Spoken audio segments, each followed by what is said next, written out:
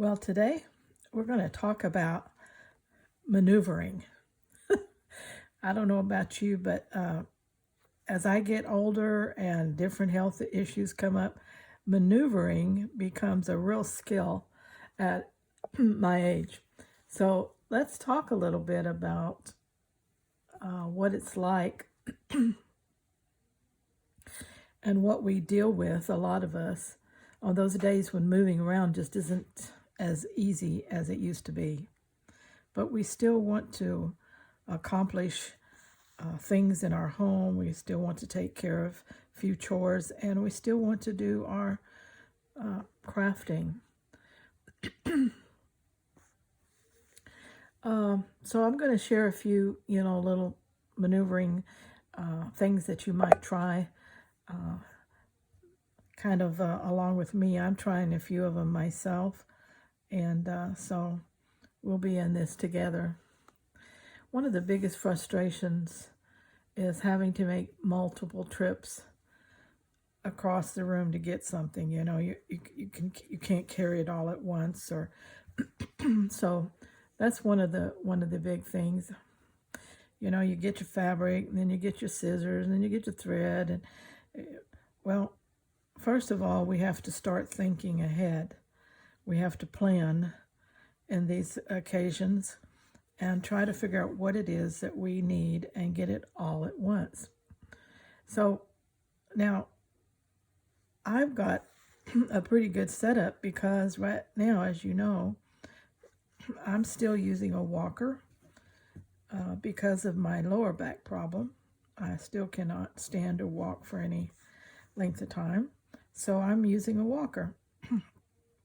And so it has a seat in it for sitting. And that seat has become like a rolling cart for me, you might say. I can put quite a bit on it and move it around where I need it, several things at one time. So I'll stock it up with everything I need for a particular project if I don't have it at my desk, or I'm going to move somewhere else to do the stitching or sewing or anything like that. So you might think about that, getting you a rolling cart that you can move around wherever you need it at the time. No, you don't have to bend over. You don't have to make multiple trips. Everything is right there where you need it, okay?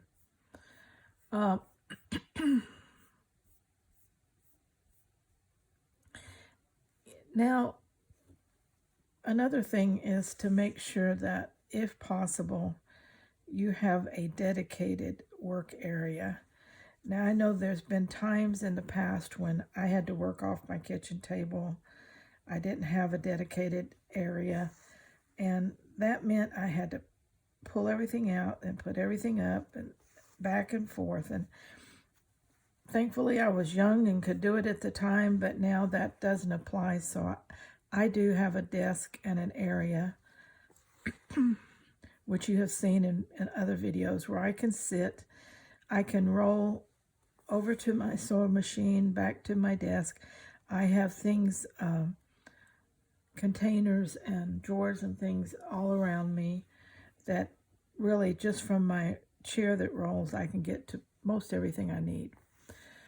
If you don't have that, you might think about maybe a fold-out lap desk, or one of those rolling desks that they put in hospitals, something like that you could roll around and bring it over to your chair or wherever you're at, and keep your project working on that small area like a desktop there. That's possible.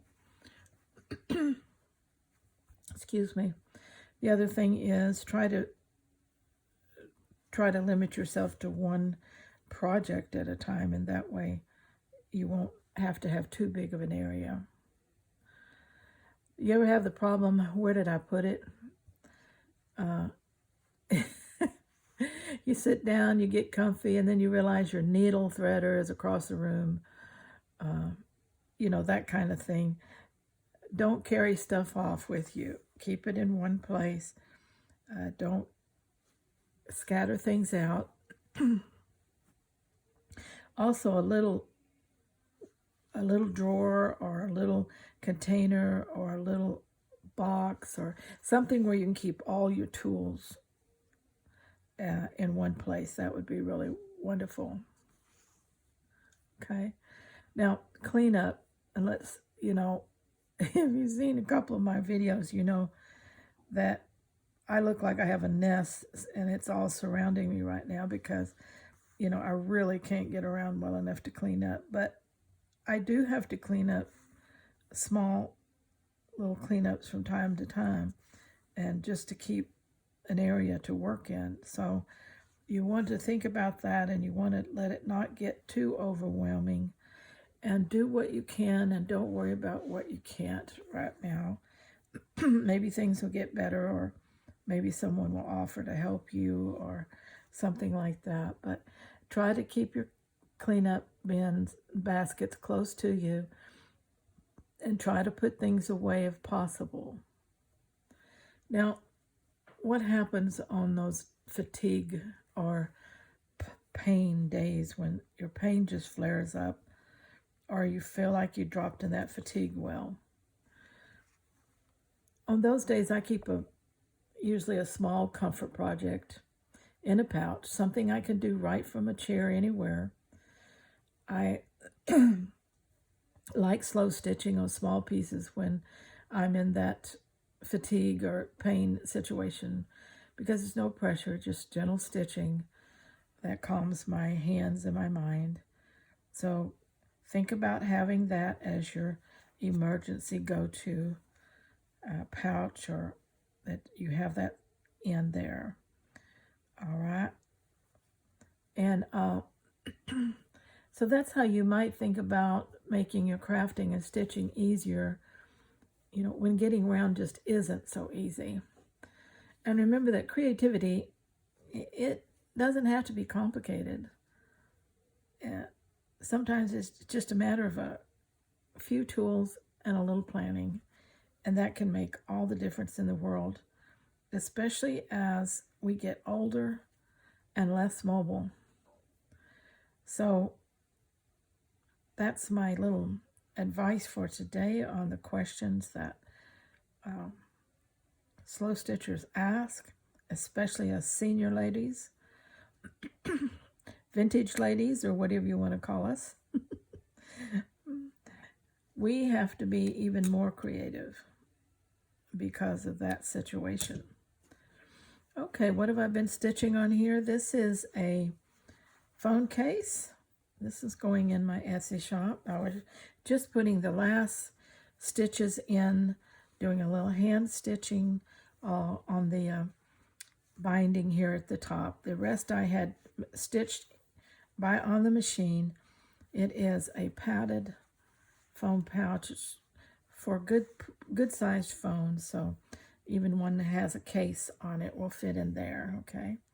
All right. So if you have something pretty that you want to showcase on the front, well, that's a nice thing to do and a great gift to make for when your gift giving time comes up and you just need that quick little gift that for someone. It's always practical. Till next time, let's try to stay active, even though we have limited mobility, limited health, limited space, situations. Let's try to be adaptable and creative, even in those circumstances. Until then, let's all be scrap happy.